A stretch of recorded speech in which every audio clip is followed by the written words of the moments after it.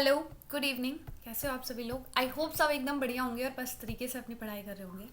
आज हम करेंगे अपना बी पैक 173 का यूनिट 9 जिसका नाम है ई कॉमर्स। ई कॉमर्स क्या होता है पहले ये पता होना चाहिए। कॉमर्स सबने पढ़ा होगा, एक स्ट्रीम है पूरी जहाँ पे हम बिजनेस के बारे में पढ़ते हैं। एक बायर होता है, एक सेलर होता है, उसके बीच में एक रिलेशनशिप होता है, एक सामान खरीदने वाला होता है तो एक देने वाला होता है। ठीक है, बिजनेस वगैरह सभी को कॉमन नॉलेज तो सबको होगी ना।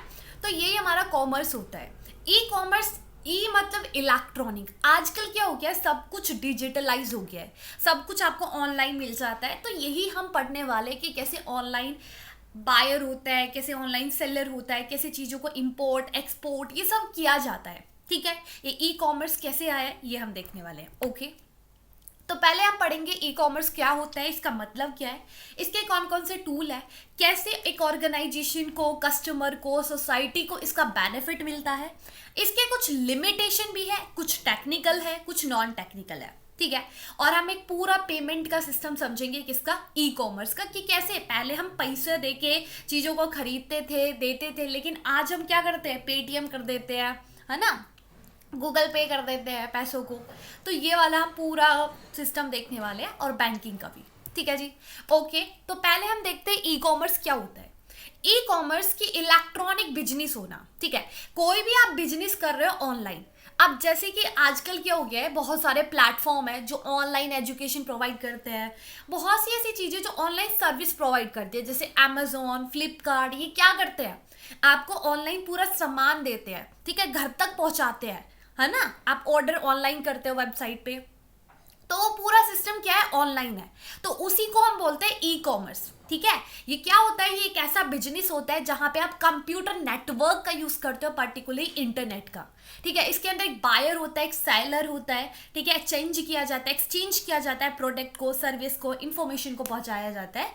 उसको हम क्या बोलते हैं, ई कॉमर्स। सबको पता है ई कॉमर्स क्या होता है, सब फोन को यूज करते हैं, सब आजकल जितने भी ऑनलाइन ऐप उनका यूज करते हैं, तो वो सभी आपके किसके अंदर आते हैं, ई कॉमर्स के अंदर। ठीक है, ये जो ई कॉमर्स है ये कैसे इवॉल्व हुआ है, ये राइज कैसे हुआ है। ठीक है, तो पहले अर्ली 17th सेंचुरी में क्या हुआ था, अर्ली 17th सेंचुरी में कुछ ई कॉमर्स की एप्लीकेशंस आती है। ठीक है, जैसे इलेक्ट्रॉनिक फंड ट्रांसफर्स आते हैं। ठीक है, कि आप इलेक्ट्रॉनिक मतलब ऑनलाइन फंड ट्रांसफर कर सकते हो। ठीक है, स्टार्टिंग में ये हुआ, लेकिन जो स्कोप था ये थोड़ा लिमिट हो गया। लेकिन बाद में जैसे टेक्नोलॉजी आती गई, ठीक है, चीजें और इसका स्कोप था ना इलेक्ट्रॉनिक, वो और बढ़ता गया। ठीक है, फिर आया इलेक्ट्रॉनिक डाटा इंटरचेंज, जिसको हम ईडीआई भी बोलते हैं। क्या बोलते हैं, ईडीआई, इलेक्ट्रॉनिक डाटा इंटरचेंज। इसने क्या करा, ई कॉमर्स को फाइनेंशियल ट्रांजेक्शन से काफी अलग अलग फॉर्म में क्या कर दिया, ट्रांसफर कर दिया। पहले आप सिर्फ फाइनेंशियल ट्रांजेक्शन कर सकते थे, लेकिन इसने बिजनेस स्टार्ट करे, मैन्युफैक्चर कैसे कर सकते हो आप। ठीक है, ये सारी चीजें कहाँ पे स्टार्ट करी, ई कॉमर्स में। ठीक है, तो ई कॉमर्स का कॉन्सेप्ट ऐसे धीरे धीरे इवॉल्व हुआ है। ठीक है, तो आपको पता चल गया है ई कॉमर्स का मतलब क्या होता है। जितने भी हमारे ये ऑनलाइन प्लेटफॉर्म है जो कि हमको इंफॉर्मेशन देते हैं या फिर हमको कोई भी गुड प्रोवाइड करते हैं या सर्विसेज प्रोवाइड करते हैं, वो सभी हमारे ई कॉमर्स के अंदर आते हैं, जितने भी ऑनलाइन बिजनेस है। ठीक है, और इवॉल्व कैसे हुआ है, 17th सेंचुरी से। ठीक है, धीरे धीरे जैसे टेक्नोलॉजी आया तो हमारा ई कॉमर्स भी डेवलप होता गया। अच्छा, ई कॉमर्स के कौन कौन से टूल है, तो दो टूल होते हैं, एक इंट्रानेट एंड एक्सट्रानेट। इंटरनेट जो ये इंट्रानेट होता है, नॉट इंटरनेट, इंट्रानेट। इंटरनेट जो होता है ये बिजनेस को, ट्रांजेक्शन को एफिशिएंट बनाता है। ठीक है, जो बिजनेस होता है उसके ट्रांजेक्शन इजीली हो सकते हैं। ठीक है, जितने भी ट्रैक करने में जो भी मिस्टेक आती है उनको कम करता है। ठीक है, एंड देन उसके बाद ये हेल्प करता है कि सेम मेथड को यूज करके उसी सिमिलर ट्रांजेक्शन के लिए क्या कर सकते हो, आप हर एक चीजों को ऑर्डर में लेकर आ सकते हो। ठीक है, एक्स्ट्रानेट क्या होता है, एक्स्ट्रानेट एक स्पेशल इंटरनेट की तरह है जो कनेक्ट करता है डिफरेंट कंपनी से। ठीक है, ये क्या करता है, हेल्प करता है, कोई भी कंपनी है अब उसको दूसरी कंपनी के साथ मिलके काम करना है, तो ये क्या करेगा, उस कंपनी के नेटवर्क के साथ कनेक्ट करेगा, वो सभी के सभी मिलकर काम करेंगे। ठीक है, इसका मेन गोल क्या है कि हेल्प करना ऑर्गेनाइजेशन को कोलैबोरेट करने में, कि सभी के सभी मिल जितनी भी कंपनी है वो कोलैबोरेट करे और आगे क्या करे, बढ़े। ठीक है। एक्सटर्नेट वर्क कैसे करता है? एक्सटर्नेट सेम टेक्नोलॉजी है इंटरनेट की तरह, जैसे ईमेल हो गया, वेब ब्राउजर हो गया। ईमेल के थ्रू क्या करती है कंपनी? एक दूसरे को मेल करती है ना, एक दूसरे को कनेक्ट करती है अपने नेटवर्क्स को। ये काफी सिक्योर होता है कंपनीज के लिए कि वो प्राइवेट अपने आप को भी कनेक्ट कर सकती है किसी दूसरे पार्टनर से, दूसरी कंपनी से, ठीक है। सप्लायर हो गया, कस्टमर्स हो गया, इन सब से कनेक्ट कर सकता है। और ये क्या होता है? ये एक प्राइवेट नेटवर्क होता है जो कि प्रोटेक्ट करता है किससे? पब्लिक से। मतलब ये पब्लिक के लिए प्रोटेक्ट होता है, ठीक है, कि आप पब्लिकली इसको नहीं दिखा सकते हो, ठीक है। तो ये हमारे दो टूल हो गए और ई कॉमर्स हो गया। अब जो ई कॉमर्स है कि आज आपको घर बैठे ही पूरा मतलब आप शॉपिंग कर लेते हो ऑनलाइन, ये कैसे बेनिफिट दे रहा है, एक ऑर्गेनाइजेशन को कैसे बेनिफिट देता है? तो पहला तो ये कंपनीज को इसलिए बेनिफिट देता है, कंपनी नेशनल और इंटरनेशनल लेवल पर अपनी मार्केट खोल सकती है, ठीक है। एक कंपनी है जिसका मतलब पूरा ऑफलाइन पूरा सिस्टम है, तो वो एक एरिया में ही खोलेगी, ज्यादा से ज्यादा एक कंट्री में खोल लेगी। लेकिन एक एप्पल की कंपनी है, ठीक है, अब वो पूरे वर्ल्ड में रीच कर पा रही है, ठीक है, तो वो ई कॉमर्स के थ्रू कर पा रही है।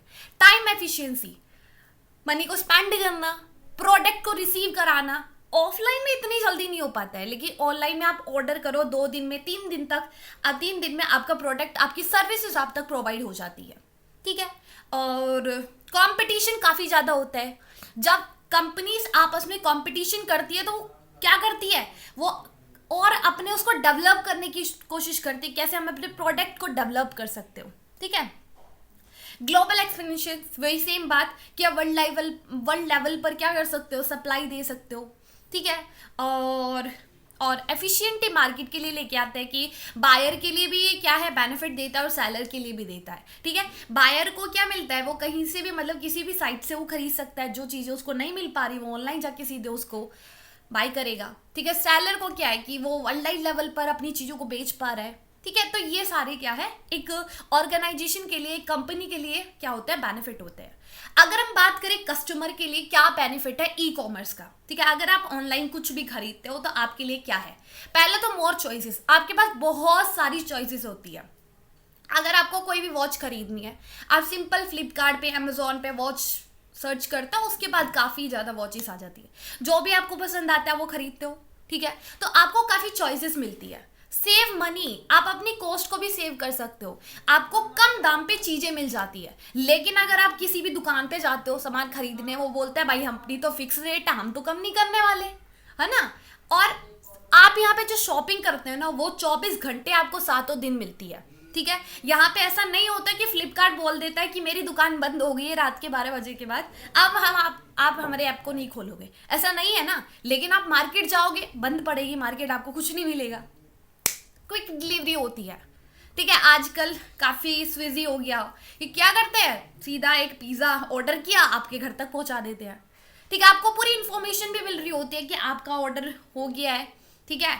फिर कैंसिल करना है तो उसकी भी बारे में, कहाँ तक आपका ऑर्डर आया है, वो पूरी इन्फॉर्मेशन आप तक पहुंच जाती है।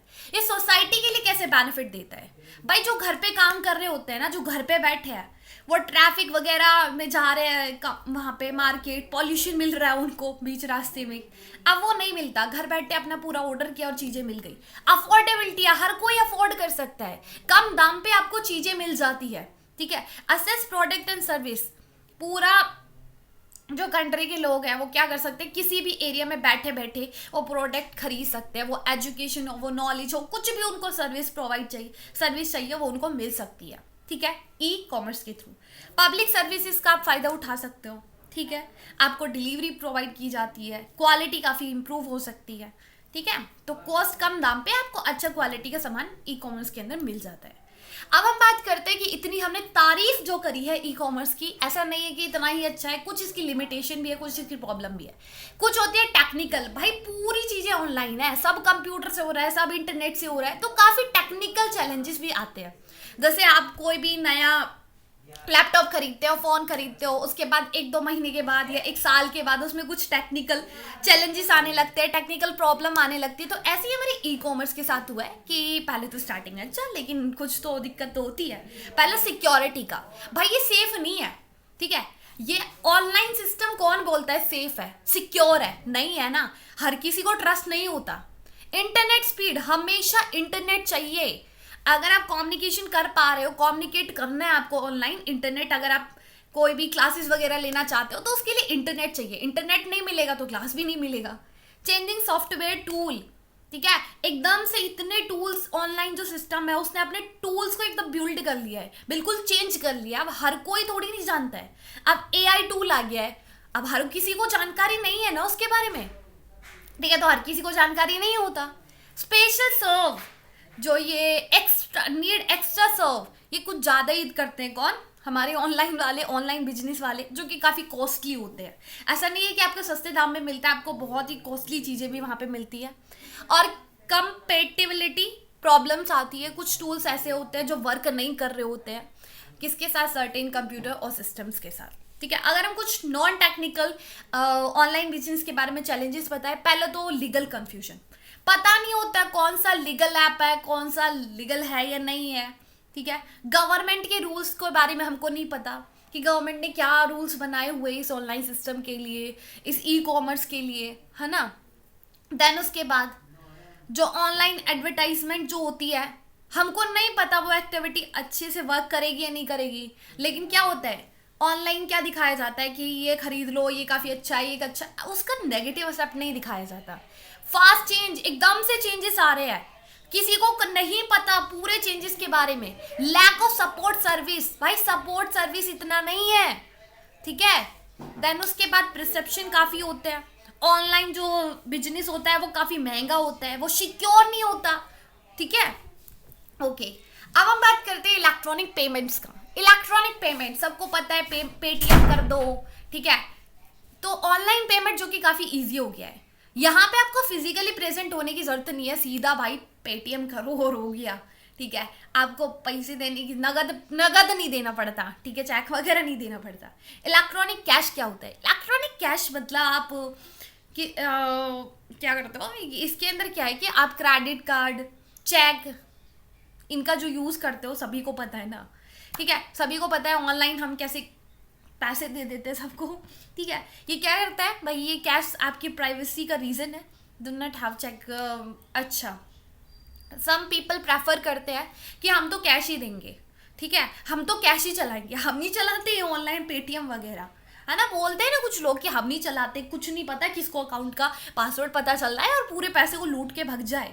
एक से एक बड़ा हैकर बैठा हुआ है, ठीक है, वो बोलेंगे हम नहीं रखना चाहते भाई अपने पास, जैसे तैसे तो रोजी रोटी कमा के हम लेके आते 10-5 रुपया, और वो भी खो गए तो क्या होगा हमारा, है ना। तो कुछ लोग प्रेफर नहीं करते इसको। जो ई चेक होते हैं, जो ऑनलाइन चेक कर देते हो, वो काफ़ी सिक्योर होते हैं और आप स्मॉल पेमेंट के लिए अंदर भी उनको यूज़ कर सकते हो, ठीक है। पेमेंट कार्ड हो गए, लाइक क्रेडिट कार्ड वगैरह, ये क्या करते हैं, काफ़ी सिक्योर होते हैं और आप सेंड कर सकते हो अपना डिजिटल साइन, ठीक है, कि ये आप ही का साइन है, ये मैसेज करता है। Okay, computerise of the treasury system, ये जो पूरा ऑनलाइन हो गया है ना, कि लेन देन करना, इंपोर्ट एक्सपोर्ट करना, भाई तुम्हारे लेवल पर ही नहीं, अब वर्ल्ड लेवल पर भी अब पूरा जो ट्रांजेक्शन हो गया है ना वो ऑनलाइन हो गया है, ठीक है, ऑनलाइन हो गया है, इम्प्रूव हो गया है भाई काफ़ी चीज़ें।